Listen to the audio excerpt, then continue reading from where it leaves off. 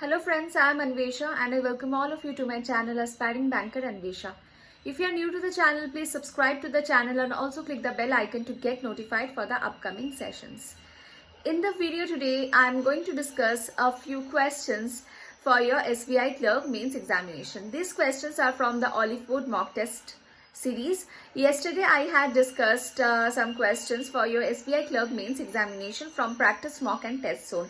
So if you haven't watched the previous session, please go and watch the previous session and also please watch this session. I'm sure these sessions are going to benefit you in your examination. And one more thing, let's keep this space for spreading positivity and for spreading knowledge, and let's not encourage in spreading negative things. Okay, so let's start. This is the first question, and this question is that of a filler. So in your examination, your mains examination, you can expect fillers in this pattern. Okay, here you have a few blanks. 1 2 3 4 5 blanks are there. Okay, and here you have 5 words. Now you have to choose the order of the words for these blanks. So let's do it. E-commerce in India has dash phenomenal growth over the years from $39 billion in 2017. E-commerce in India has. So when you have has, have and had. With has, have and had, V3 form of verb is used. So here you need a V3 form of verb. Okay. Now let's look at the options. Steady. Steady is an adjective.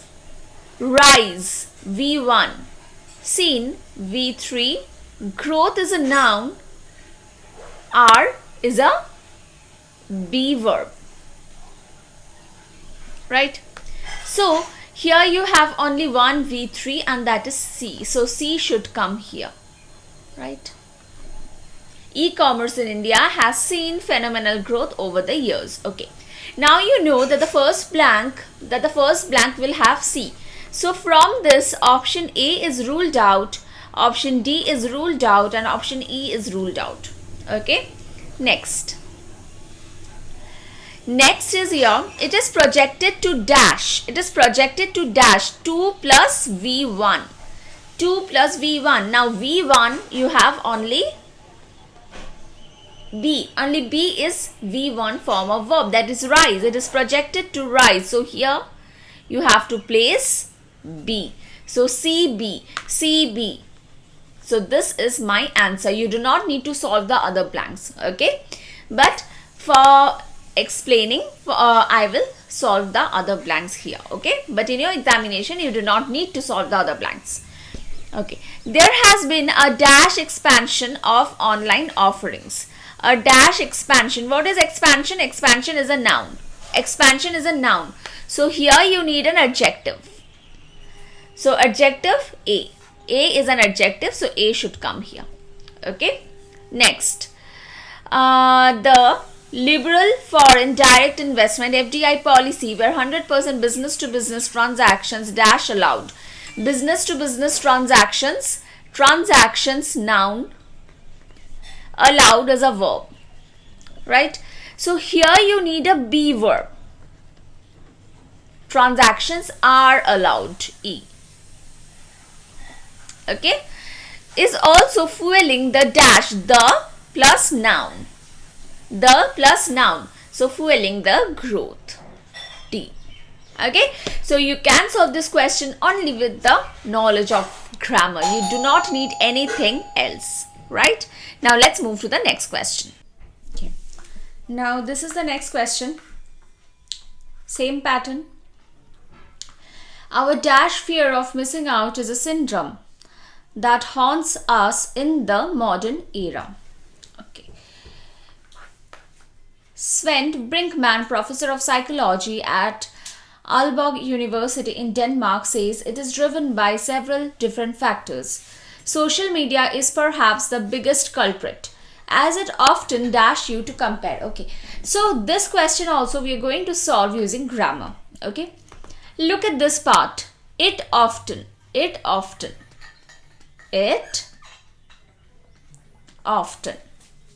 Then dash. Okay. What is often? Often is an adverb. Adverb of frequency, right? It is a singular pronoun. Okay. Then you have you. It often dash you. Okay. Now here you have an adverb of frequency. Just adverb. Consider this. Only this part. Adverb. Okay. Then you have a blank. And then you have again a pronoun. You. Okay. So this adverb must modify something, but there is nothing that it can modify. So here you need something that this adverb should modify. Okay. So what can you place here? You can place a verb that this adverb will modify. Because this is an adverb of frequency, here you will need a verb. Okay. Now this pronoun is singular. Singular. So this is your subject. And for this subject, you need a singular verb. Singular verb means what? SES verb.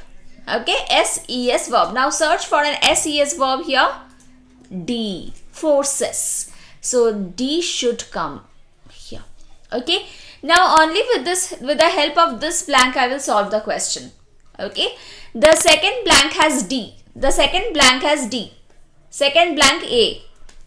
Wrong. Second blank A. Wrong. Second blank A. Wrong. Second blank C. Wrong. This is my answer. Okay. Only with the help of the second blank I can solve this question. Okay. Now I'll solve the rest of the blanks. But in your examination, you do not need to solve the rest of the blanks. Okay. In this way, you can save your time. So let's see. It often forces you to compare yourself to others who are dashed the most wonderful aspects of their lives. Okay. Who are? So this one is, are, was, were. Is, are, was, were. After these verbs, after these, either we use ing form of verb or V3. Okay. When do we use ing? When the sentence is in active voice. We use V3 when the sentence is in passive voice. Okay. Fine.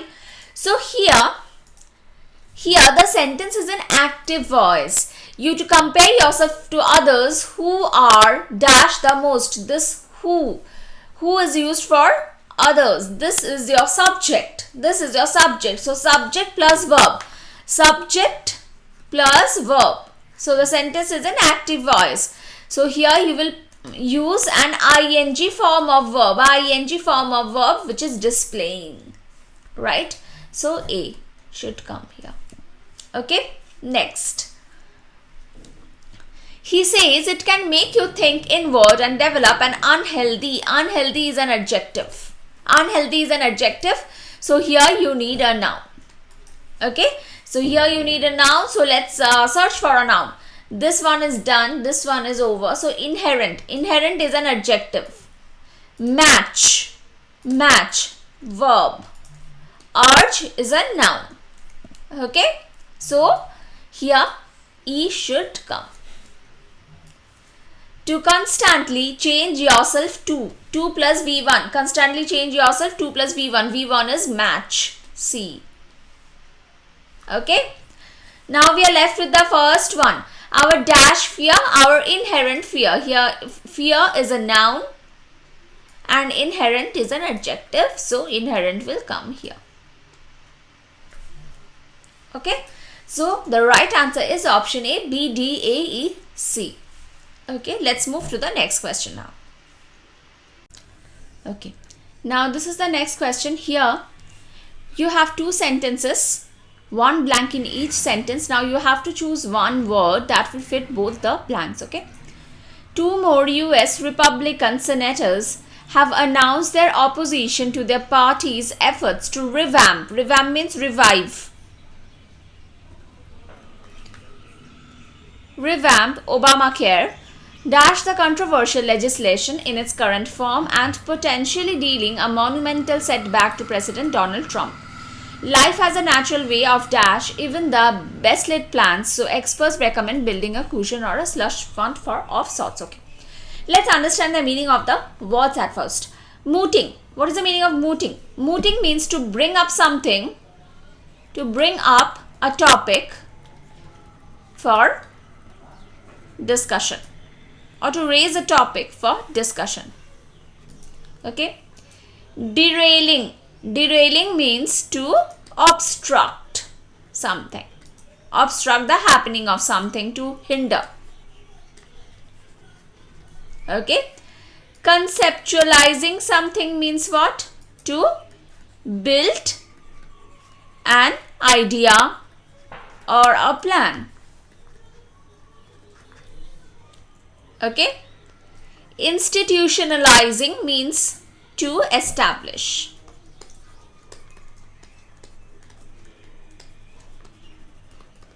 Or to implement, to establish or to implement an idea. Okay. Now let's understand. Life has a, we will solve this question using the second sentence because this sentence is a simpler one.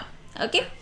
Life has a natural way of dash even the best laid plans, best laid. Now even, you are finding the word even and then the best laid plans, which means this gives us a hint that here we have to use a negative word, because best laid plans, best laid means good plans, best plans, the plans that have been well sorted out, that have been well thought of. Okay, and here you have the word even, which denotes that here you need a negative word. Life has a natural way of dash even the best laid plans, so of ruining, of destroying, of damaging, of hindering the best laid plans. So experts recommend building a cushion. So experts recommend that even if you have the best laid plans, even if you have the perfect plan, you should have a backup. Okay, because life has a natural way of destroying your plan. So the right word here will be derailing, of obstructing, of hindering the best laid plans. 2 more US Republican senators have announced their opposition to their party's efforts. Okay. So 2 US Republican senators, they have announced that they are opposing to their party's efforts to revive Obamacare, dash the controversial legislation in its current form. So derailing, obstructing, hindering the controversial legislation in its current form. Okay, so B is the correct answer. Okay, this is the next question. In the following question, a set of 5 words is given, which when properly sequenced form a set of 5 sentences is given, which when properly sequenced form a coherent paragraph. Okay, so this means this sentence, this question is of para jumble. Okay, each sentence has 3 highlighted words which may or may not be at their correct places, and you have to rearrange the words to form meaningful sentence. Fine. So this means that in each sentence there are 3 highlighted words and the position of the words may not be correct. We have to rearrange the position of the words as well. Okay, let's see. At one point some of his doubted even. Now doubted is a verb. So, and his is what? His is a possessive case. Possessive case, right? So after his, verb cannot be placed. Okay, so this is wrong. So at one point some of his teachers. So here instead of doubted we have to use teachers. Teachers even thought, some of his teachers even thought that he might be unemployed because they doubted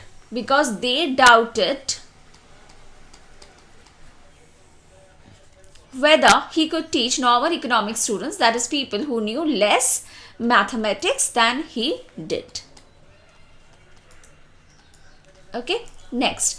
And yet there is a heart at the work of Samuel's paradox. No, Paradox should be here.